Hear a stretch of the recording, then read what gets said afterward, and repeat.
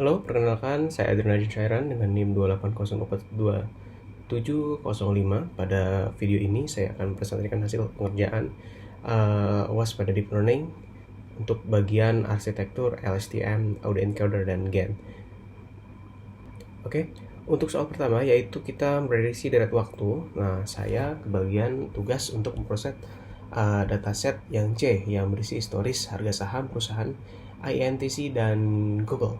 Nah, pada tahap pemrosesan saya melakukan proses scaling dan pembentukan sequence secara terpisah untuk kedua saham. Setelah itu saya menggabungkan atau mengkontek keduanya. Tujuannya agar model LSTM itu bisa belajar dari pola dua saham yang berbeda sekaligus sehingga generalisasinya lebih kuat. Pada arsitektur baseline, saya menggunakan satu layer LSTM dengan unit sekitar 50 dan aktivasi ReLU. Nah, tapi untuk mengoptimalkan untuk kerjanya, saya melakukan modifikasi di mana aktivasi ReLU itu saya ganti dengan TAN. Nah, karena pada data time series, ReLU itu rawan menyebabkan exploring gradient. Saya juga menambahkan layer dropout sebesar 20% agar model tidak mengalami overfitting saat training. Nah, untuk evaluasinya, saya memprediksi dan melakukan inverse transform kembali ke skala harga saham aslinya, lalu mengevaluasinya satu persatu untuk saham Inch dan Google, itu menggunakan metrik RMSE dan MAE dan MAPE. Nah, hasilnya bisa kita lihat pada output berikut. Selanjutnya, masuk ke soal kedua, yaitu reduksi dimensi dengan autoencoder. Saya kebagian ganjil ya, laki-laki, dan saya memfilter dataset overhead minus khusus untuk kelas citra pesawat dan harbor atau pelabuhan. Arsitektur baseline-nya berikan cukup dangkal.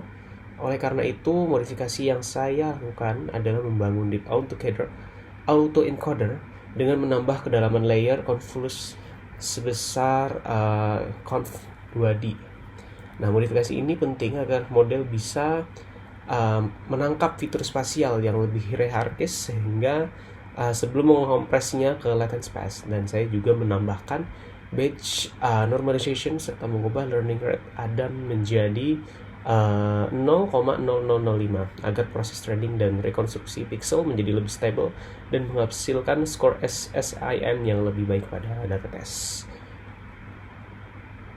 Nah, untuk soal terakhir tentang image generation, saya menggunakan GAN. Secara singkat, GAN bekerja dengan dua model yang saling berkompetensi.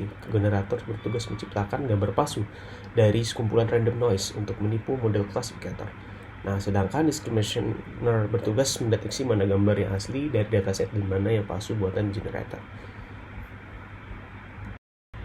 Pada model baseline, arsitekturnya masih berupa linear atau dense layer yang membuang struktur spasial 2D dari citra. Untuk mendapatkan metrik evaluasi French Inscription atau FID yang lebih rendah dan optimal, saya memodifikasi arsitekturnya menjadi Deep Convolution GAN yang menggunakan layer conv to 2D transpose untuk melakukan upsampling fitur secara spasial di generator, dilengkapi dengan batch normalization untuk mencegah terjadinya mode collapse selama proses adversarial. Sekian penjelasan dan presentasi dari saya tentang arsitektur deep learning yang telah saya bangun. Kurang lebihnya mohon maaf dan terima kasih.